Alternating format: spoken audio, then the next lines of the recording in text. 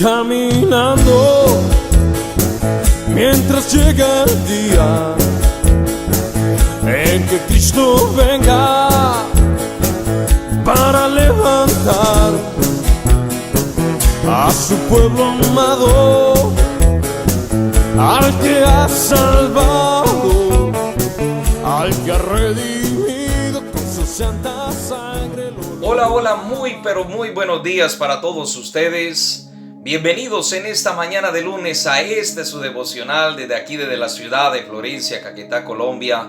Le damos gracias a Dios por este fin de semana maravilloso, hoy festivo para nosotros, no sé para el resto del mundo, pero damos gracias a Dios que este fin de semana nos ha bendecido con su palabra, con su presencia, y nos podemos seguir gozando en la maravillosa gracia y gloria de Dios. Yo le invito que en esta mañana abramos la palabra del Señor en Primera de Corintios, capítulo 1, versículo 11 al 13. Primera de Corintios, capítulo 1, versículo 11 al 13. Y vamos a leer la palabra del Señor con la autoridad del Padre, del Hijo y del Espíritu Santo del Señor. Y decimos todos, amén y amén. Dice así: pues algunos de la casa de Cloé me contaron de las peleas entre ustedes, mis amados hermanos. Algunos de ustedes dicen, yo soy seguidor de Pablo. Otros dicen, yo sigo a Apolos, o yo sigo a Pedro, o yo sigo únicamente a Cristo. ¿Acaso Cristo está dividido en facciones? ¿Fui yo, Pablo, crucificado por ustedes? ¿Fue alguno de ustedes bautizado en el nombre de Pablo? Por supuesto que no. Las divisiones son cosas que a la final demuestran el carácter inmaduro que hay dentro de nuestras vidas. Tantas divisiones que hay en el mundo. Hay divisiones del hombre con Dios. Hay divisiones entre familias. Tenemos familias totalmente destruidas a causa de las divisiones. Pareciera que nunca pudiéramos ponernos de acuerdo como hermanos, como familia, como iglesia. Pareciera que siguiera reinando el odio, los celos, la amargura y todas aquellas cosas que antes de conocer a Cristo surgían dentro de nuestro carácter como seres humanos. Pero lo que faltaba, una iglesia tan grande, una iglesia tan llena de dones, rica en tantas cosas, una iglesia que realmente tenía un buen maestro como el apóstol Pablo. Lo que faltaba era que hubieran divisiones y peleas entre ellos. La maldad en Corinto era demasiado grande. Parecía que la maldad en Corinto había influenciado sobre la iglesia, no la iglesia sobre Corinto. Pareciera que hubieran entrado esas cosas humanas dentro de la iglesia y la iglesia no hubiera podido discernir lo que quería hacer el enemigo sobre la vida de ellos, dividiéndolos en posiciones del uno y del otro. Pero la iglesia de Corinto, a pesar de ser muy grande, era una iglesia demasiado débil. Era una iglesia que tenía muchas deficiencias. Tenía demasiados desórdenes en su carácter. Habían desórdenes espirituales, desórdenes ministeriales. Pero el apóstol Pablo venía allí con un objetivo, y era de empezar a traer orden y decencia entre la vida de los creyentes.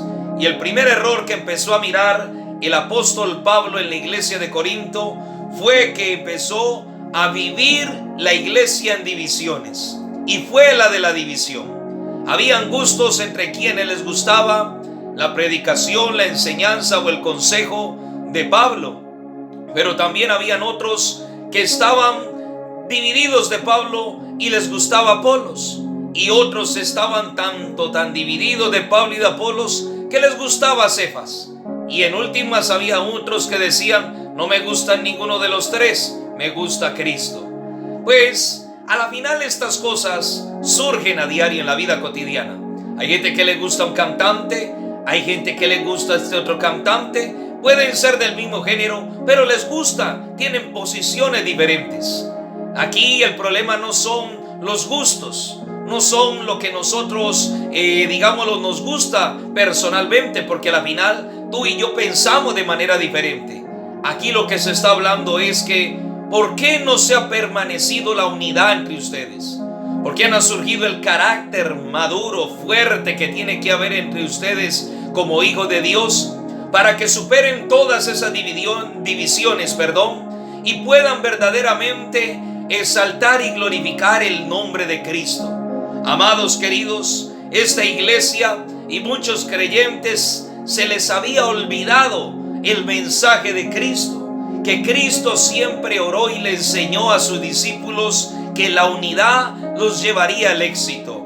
Juan 17:21 dice: para que todos sean uno, la oración de Jesús, como tú, oh Padre, en mí y yo en ti, que también ellos sean uno en nosotros, para que el mundo crea que tú me enviaste. El mundo creerá que somos enviados de Dios y que la iglesia fue creada para influenciar el mundo, no el mundo a la iglesia, cuando nos vean unidos, cuando vean el carácter de Cristo formado en todas las áreas de nuestra vida, que sin importar que alguien puso una posición acerca de la palabra y tal vez su exposición no está a gusto de la otra persona, no salgamos con las inmadureces de las divisiones. Estas divisiones no solamente se ven dentro de la iglesia, pueden estar vistas en cualquier área de nuestra vida. Hay familias que están rotas por las divisiones, se pelean por cualquier tontería, y me disculpan la palabra, que porque me gusta el cuadro así, que al otro le gusta el cuadro de otra manera, que el otro le gusta el cuadro en el cuarto, el otro en la sala, y se forman disputas y empiezan prácticamente a generar una división donde no la debe de haber. Por eso estoy convencido que la división siempre traerá división.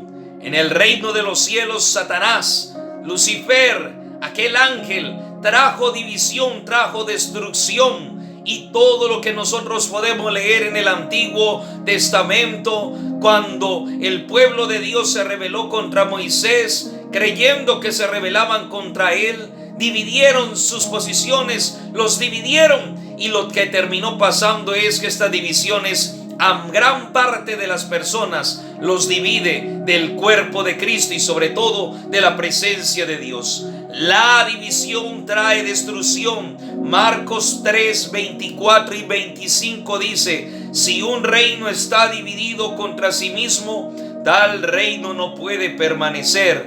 Y si una casa está dividida contra sí misma, tal casa no puede permanecer. No podemos estar divididos. Si en nuestras opiniones se nos siembra la discordia, los celos, la amargura, el odio, el querer poner la posición nuestra sin importarnos el daño que hagamos, nunca vamos a permanecer unidos, porque división significa dos visiones, tener dos formas de pensar. Todos tenemos maneras diferentes de pensar, pero a la hora de hablar de Dios, de su reino, de su iglesia y de trabajar para Él, se debe de hablar un mismo idioma. Cuando tú entras a una empresa, lo primero que te dicen es que te muestran la visión, la misión de aquella compañía. Todos tienen que hablar un mismo idioma, tienen que trabajar en unidad, no puede haber divisiones, tienen que trabajar en pro de ese proyecto. En este caso, si pertenecemos al reino de los cielos, tenemos que hablar una misma cosa. No tenemos que andar divididos en estas cosas y sobre todo sembrar cizaña en otros para que se divida el cuerpo de Cristo. Yo creo y estoy convencido que la única forma para triunfar en lo que podamos hacer aquí en la tierra es a través de la unidad. La palabra de Dios nos dice que cordón de 3 dobleces no se rompe fácil, que es mejor 2 que 1. Y el Señor Jesucristo nos dejó claro que las divisiones para nada traen bien y provecho a la vida de las personas. Siempre tratemos de buscar la conciliación entre nosotros, mis hermanos, no solo en la iglesia, sino en todo lo que hagamos en nuestro ambiente familiar. tratemos de hacer siempre y demostrar de que la unidad reina por encima de quien quiera generar divisiones. Oremos y démosle gracias a Dios en esta preciosísima mañana de lunes y encomendemos a Él esta semana.